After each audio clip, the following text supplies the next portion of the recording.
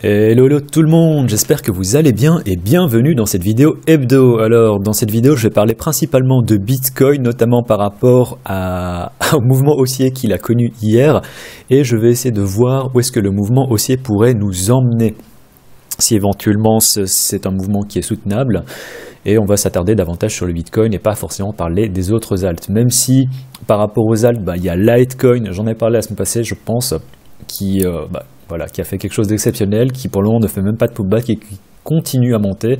Donc ça c'est une chandelle en daily. Je sais pas ça fait combien de pourcents, juste sur une chandelle. Voilà, 24%, donc très très bon comportement, très très bon, très très bullish. Et voilà, j'ai rien à dire si ce n'est que c'est très très bon sur Litecoin. Alors si Bitcoin arrive à soutenir son mouvement haussier, il faudra, l'idéal ce serait d'essayer de trouver des alts qui surperforment le BTC, un peu comme Litecoin.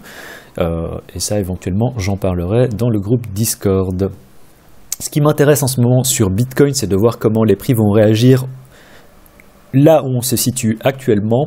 Alors une première chose qui m'intéresse, c'est de voir cette zone de flip ici qui nous a servi de support, de résistance, de support avec un fake out ici, et puis de résistance à plusieurs reprises.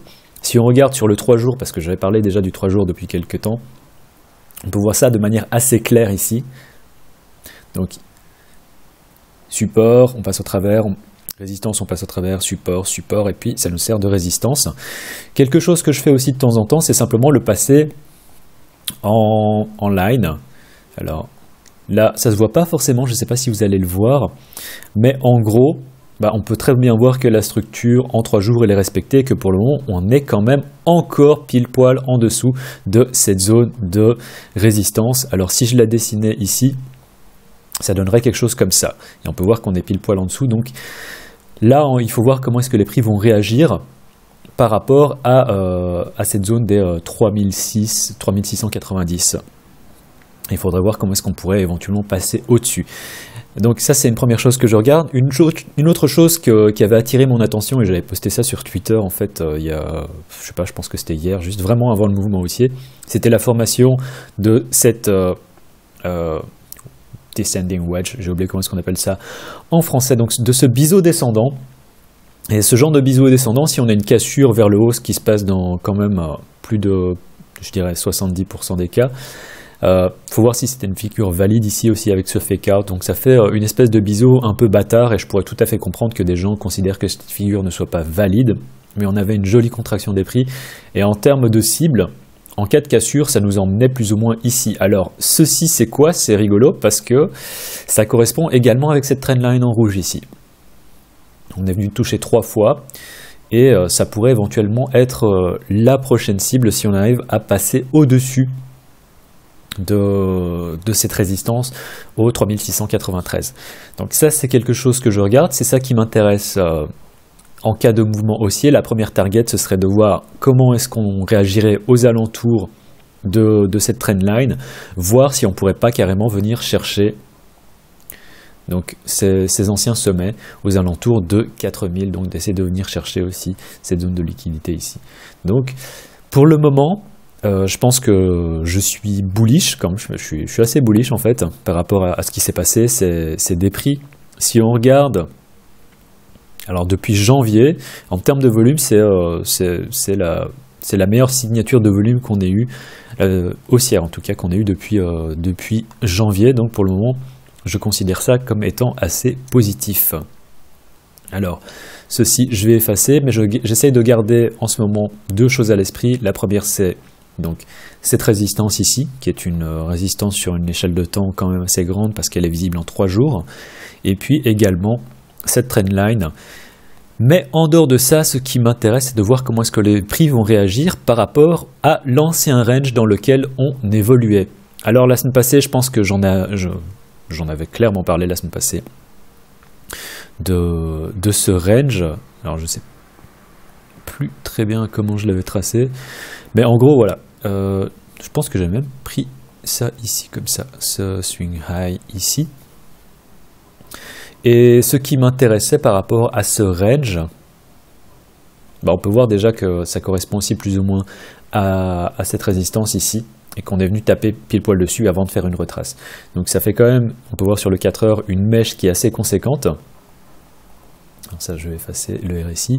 Et ce qui m'intéresse de voir, c'est comment est-ce que les prix vont réagir au sein de cette zone. La semaine passée, je vous avais expliqué que généralement, lorsqu'on sort d'un range et qu'il s'agit d'un fake-out, donc si ceci, c'est un fake-out, et on dirait que tout ceci, en fait, finalement, c'était pas forcément un fake-out, mais c'était une excursion, eh ben, on est à nouveau de retour dans le range. Donc si on oublie ceci, et je vous avais dit que pour qu'on ait donc un fake-out qui soit confirmé, il faut généralement que l'on vienne retaper dans le milieu du range, et c'est ce qu'on a fait, on a même été taper le haut du range. Donc à ce niveau-là, maintenant, ce qui m'intéresse, c'est de voir comment est-ce que les prix vont réagir de 1 au niveau de la moitié du range. J'aurais préféré en fait que l'on reste au-dessus de la moitié du range, et pour une entrée, on va dire, ce qui serait possible, ben, c'est de voir comment est-ce que, si on arrive déjà à retracer jusqu'au bas du range, mais en dessous de ça, je regarderai éventuellement donc cette petite base en 4 heures, le haut de cette petite base, pour essayer de voir si on peut retracer jusqu'ici pour éventuellement prendre une position. Ça, c'est ce qui m'intéresse. Si maintenant on vient passer à nouveau au travers, mais après on vient de passer, donc on vient de casser cette ancienne résistance, normalement on devrait venir la tester en tant que support. Et ce que je voudrais pas voir, c'est en fait une clôture à nouveau en dessous de ce range.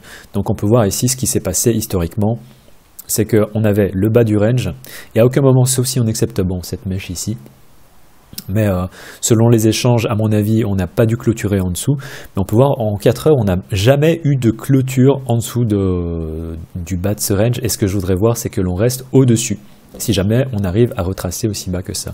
Ce qui n'est pas forcément certain. Il faut voir également ce que BTC pourrait faire, parce que historiquement, BTC, après ce genre de pump, a tendance à consolider un peu, continuer son mouvement ascendant et faire une espèce de sorte de 3 vagues, voire 4e vague un peu bâtard. Donc, Bitcoin, globalement, moi je suis assez positif par rapport à ce qui se passe en ce moment. On peut voir quand même de très très jolis volumes. On est passé au-dessus de cette résistance, on se trade à nouveau au sein de ce range. Et ce que je voudrais voir, c'est comment est-ce que les prix vont réagir. Si on a éventuellement un pullback, donc dans la partie inférieure de ce range, ça pourrait être une entrée. Il faudra également faire très attention en fonction de la manière dont les prix vont réagir également à ce support, si jamais on vient chercher ce support. Mais donc, en tant que support, ce qui m'intéresse, c'est véritablement cette zone ici, 3512. Ça, c'est la première chose que je vais regarder. Si on vient clôturer en dessous, je considérerais en fait véritablement que ce trade est invalidé. Après, si on a une mèche qui vient descendre ici, ça pourrait être une entrée véritablement assez optimale. Donc si on a une mèche qui fait et qu'on vient remonter au-dessus de ce range, ben on fait un peu comme ce qui s'est passé ici. On peut voir qu'on est venu chercher quand même pas mal de fois dans la liquidité ici. Et ce qui m'intéresserait de voir, excusez-moi, j'ai un petit chat dans la gorge.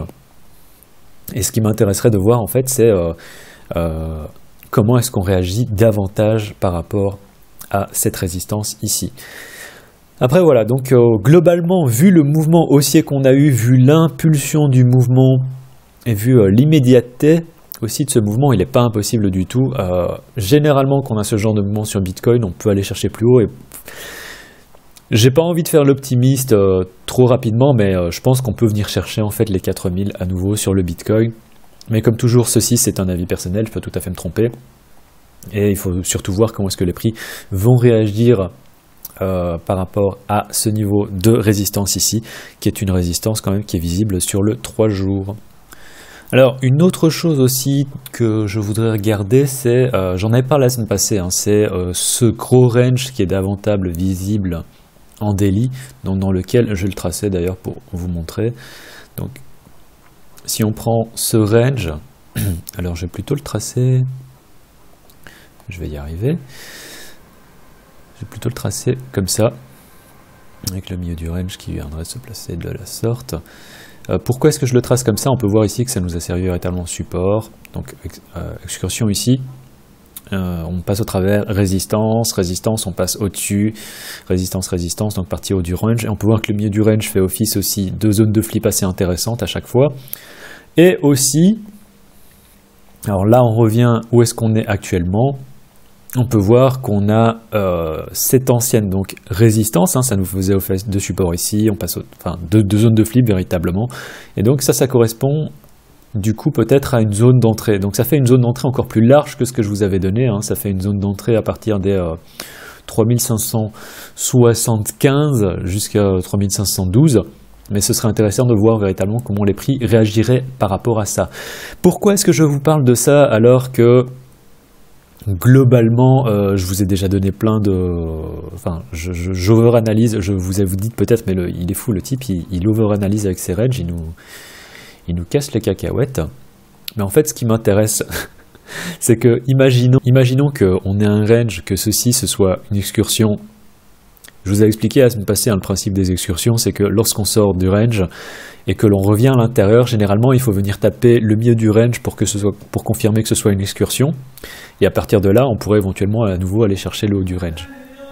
Et donc, si maintenant ceci, c'est également une excursion, ça voudrait dire qu'on réintègre un range et que ici, donc, si on vient à nouveau taper les 3800 qui correspondent également, hein, pour rappel, plus ou moins à cette trendline, eh ben on pourrait éventuellement par la suite revenir chercher le haut du range qui est à 4100 et qui est, comme j'en parlais un peu plus tôt, qui viendrait du coup chercher la cible dont je parlais un peu plus tôt, mais qui viendrait nous emmener vers les 4000, quoi. Donc ça pourrait être quelque chose, le début d'un mouvement qui pourrait nous emmener beaucoup plus haut, et c'est pour ça que je trouve ça intéressant de regarder d'un peu plus près tout ce qui pourrait se passer.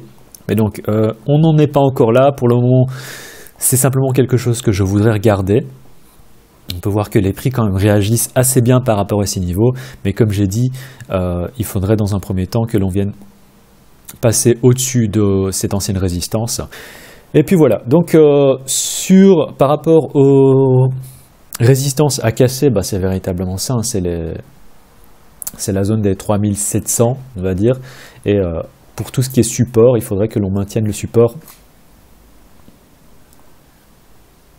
ici, plus ou moins comme ça, si jamais on vient descendre comme ça.